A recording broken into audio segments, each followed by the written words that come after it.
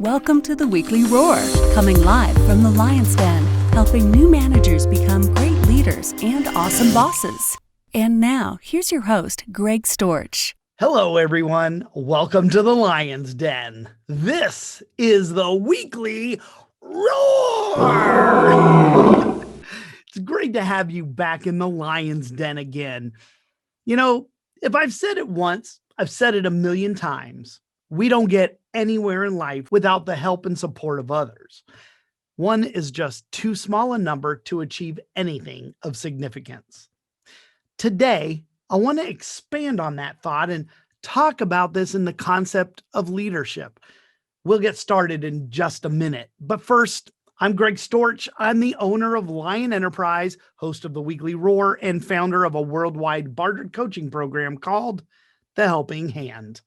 I'm a certified professional leadership coach and a certified leadership speaker and trainer. Last week in the Lion's Den, I spoke about how sometimes those we start out with in our journeys are seldom those we end up with along our way.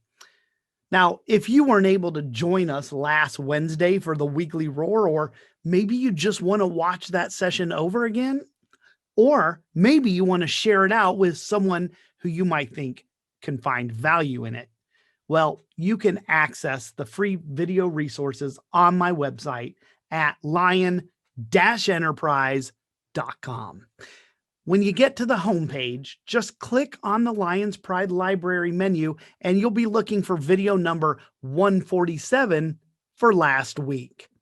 And while you're in the Lion's Pride Library, make sure you look around and stay a while. It's a free resource and it's a great way for you to get more of the roar. Okay, it's time to get today's lesson learned in leadership started, and I'm calling this one, Your Success Isn't Just Yours. In the early 90s, I was stationed at the Naval Dental Center in San Diego, California. I was a young leader in the Navy at the time. Now, back then, dental technicians and hospital corpsmen, military medics, had a friendly rivalry going on. Dental technicians historically fared better than the corpsmen when it came to things like promotions and advancements, inspections, well, just about everything. So over the years, the friendly rivalry developed into an annual event called the HMDT Olympics.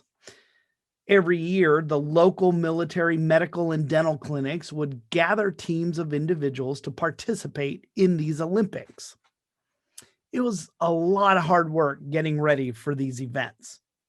The Olympics were a full day of several competitions that included an obstacle course that required teams of 4 people to carry a stretcher with sandbags on it through an obstacle course. Another event required 15 team members to put up one of those large green field tents, you know, the kind you used to see on MASH. Well, we also competed in a first aid event and we took a written exam. It was a really long day of events, and typically the dental techs would take home the trophy. After a few years as a participant, I decided I would lead the team one year. It would require after work hours for practice and training the team to execute each event quickly and with an acute attention to detail. The team practiced for several months preparing for the Olympics that year, and finally the day came to compete.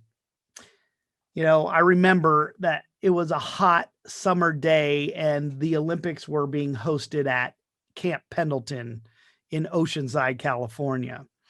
Now, the Olympics started early in the morning and it went well into the late afternoon.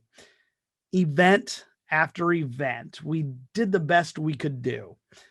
There were many teams there and some of them were doing quite well.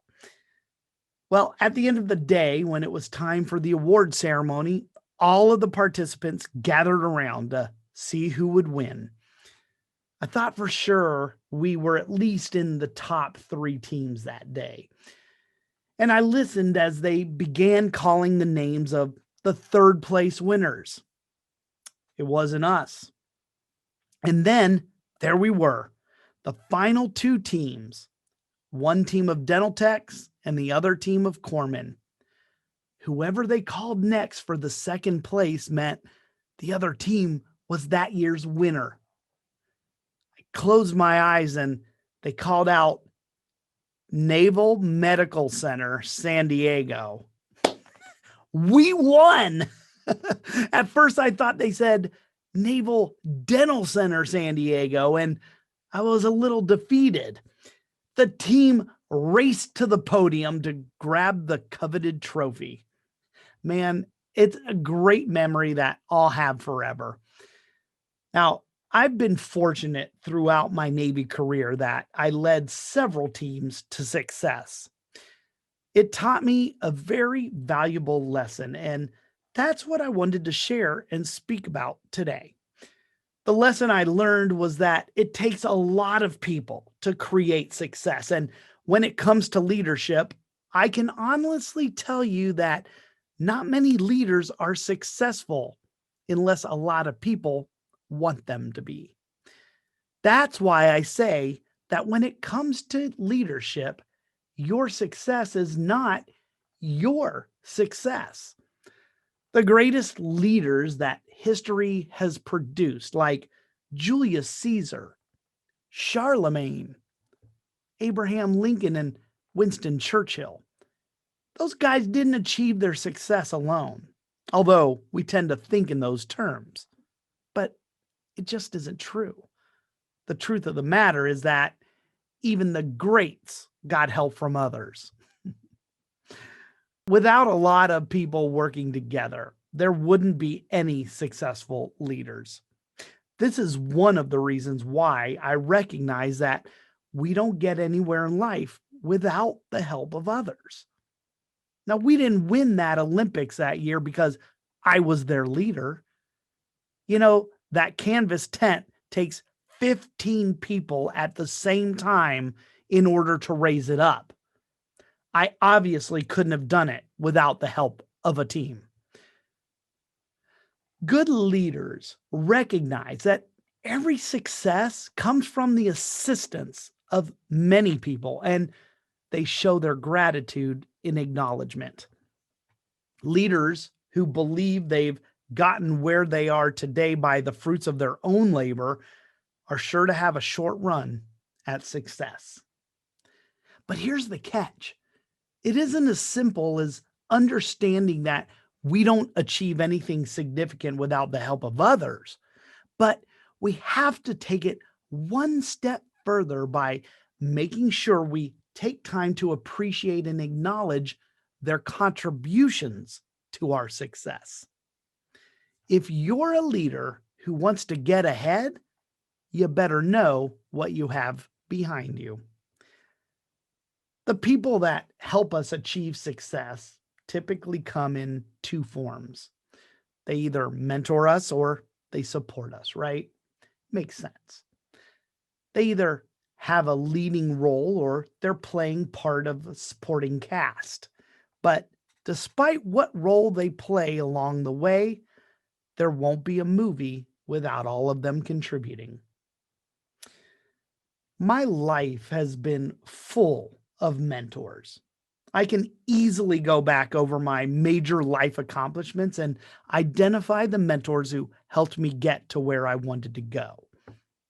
I can also tell you who was there supporting my efforts. Those who were willing to help me in my efforts to achieve success. They were the doers, the cheerleaders cheering me on along the way. Jim Bradley was a young medical service corps officer stationed at the Naval School of Dental Assisting and Technology as the director for administration. At the time, I was still enlisted. I had just completed my bachelor's degree and I was selected as Sailor of the Year. Now, when I returned from Washington, D.C. after the Sailor of the Year competition, Jim pulled me into his office and asked if I was planning on submitting my commissioning package to become an officer. That's what he did. Jim was prior enlisted as well. Well, as I hemmed and hawed about it, Jim stopped me, looked at me, and asked the question again. He said, "You are going to submit your commissioning package, right?" Well, that time his question felt more like a directive. That conversation and Jim's mentoring throughout the process directly contributed to my commission as a naval officer. Now, the list could go on, but that's an example from 1995. I can go back another 10 years from that and tell you about Coach Ken Terry, my cross country running coach who produced the second fastest runner in my county in Florida. Here's what's really interesting to me, though. And as I paid it forward to others, that's when I realized these three things about mentors and supporters. Some of them helped me and never even knew it. There are certainly direct impacts you can have on others, but sometimes you can help others without even knowing you're helping them. Not only has that happened to me, but it's happened for me with others. This weekly roar is a perfect example. I've received many messages from people who have watched the videos, and what I spoke about on that particular episode ended up helping them with a challenge or a change in perspective. Mentors can come from tons of places, not just the same office or the same neighborhood. One of my all-time favorite mentors is someone I've never met. Zig Ziglar never knew me, but through his teachings, those cassette tapes that I listened to all those years ago, he had an impact on me that he will never even know. The second thing was that some people who knew me don't realize that they helped me. Although I try to show my appreciation to people, sometimes people influence us and have no idea they're even doing it. Jim Fitzpatrick was my first department head when I arrived at Balboa Naval Hospital in San Diego. I was one of three other junior officers working for Jim, and my office was right next door to his. I wonder why. Maybe he needed to keep an eye on me. Well, I observed Jim on a daily basis, how he interacted with his staff and even with the housekeepers who came in each morning just to dump our trash. He was a true servant leader, and by observing his actions over the years, I was able to adopt some leadership lessons I was able to add to my leadership toolbox. Well, Jim passed away from cancer several years after I retired from the Navy, and although I thanked him many times for his help in developing me as a young officer, I don't think he ever really knew just how much he helped me to grow into the leader I am today. And then there are plenty of people who knew me and who knew they helped me. This is what intentionality is all about. They're the leaders of leaders in my book. Chief Petty Officer Lori Carey was one of those people. Now, Lori was what we call in the Navy a sea mama. That's right. She was my sea mama. Now, a sea mama is the leader who takes a sailor under their wing like their own kid and then goes out of their way to help them succeed. Not only that, but long after I transferred, Lori was always checking up on me. Lori was the one who helped me prepare the package that ultimately resulted in my selection as Sailor of the Year for the Bureau of Medicine and Surgery. Now, that was all the way back in 1996. And to this day, Lori and I still speak and check in with one another. Mentors are those people who have gone before us and stopped to reach out a hand to pull others along. And I've had plenty of them in my life. But the cast isn't just made up of mentors. Those who supported me also played a major role in the successes I've enjoyed throughout my life. See, the role of a supporter is critical. They're the ones who pitch in to help move you forward. They make us better than we are when we're on our own. The fact is, we have to have supporters in order to achieve success. They come in all different flavors. Some of them supported me by filling in the gaps I had. When I wasn't strong in an area, I had supporters who had those gifts that I didn't have, and they kindly filled in the gaps for me.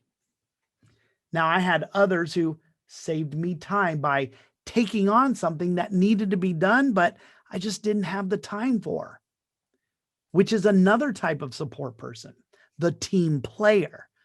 They know what you're after and they pitch in to help you achieve it.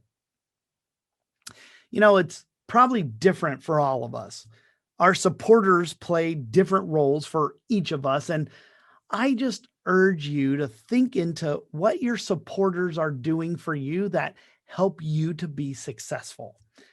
Once you know that, make sure you show them some love and appreciation. Acknowledge their role in your success. Maybe that's a spouse taking the kids so you have time to record your podcast, or maybe it's the neighbor who grabs your groceries because they're already heading to the store. If you aren't exactly sure yet, just look around to find the people who are clapping the loudest every time you win. My mentors and supporters are the reason why I've seen success in many areas of my life, from health to finance to professional, even spiritual. I couldn't be successful without them. The truth is, success compounds when there are others helping us along the way. It's the followers who make leaders possible. A leader who understands this can't help but to develop an attitude of gratitude. I share this lesson with you in hopes that you think on it more and see how it applies in your own journey. Acknowledging that our success is the result of the collective effort of many is a sure way to reach our full potential. One is just too small a number to achieve anything significant in life. I'm living proof, and if you have ever experienced any success in your own life, you know exactly what I'm talking about. This, my friends, is why I believe the term solo leader is just a myth. While leaders may walk alone, they won't walk for long. Great leaders not only know they need the help of others, but they recognize those who give it. They make sure to show appreciation for their mentors and their supporters, because without them, they would be nothing. Phew. All right, everybody. That's a wrap for this week. I hope you got a few takeaways from this short lesson learned in leadership. Now, next week, I'm going to be talking about something that I've been working on personally for a few years now. I'm trying to get better at it. I want to talk about the power of the right question. See, sometimes we avoid asking questions altogether out of fear of looking stupid. But really, asking good questions helps us become great leaders. Now, if you want to keep running to the roar, then come back to the Lion's Den next Wednesday at 11 a.m. Eastern Time to join me for the Weekly Roar. Thanks, everybody, for showing up today. I appreciate you, and I look forward to seeing you soon. So until then, remember, be powerful, but stay poised, just like a lion. Bye, everybody. Thanks for watching the Weekly Roar live event at lionenterprise.com. If you enjoyed this video, please tell others to join us each week here in the Lion's Den. Thanks again, and see you next week.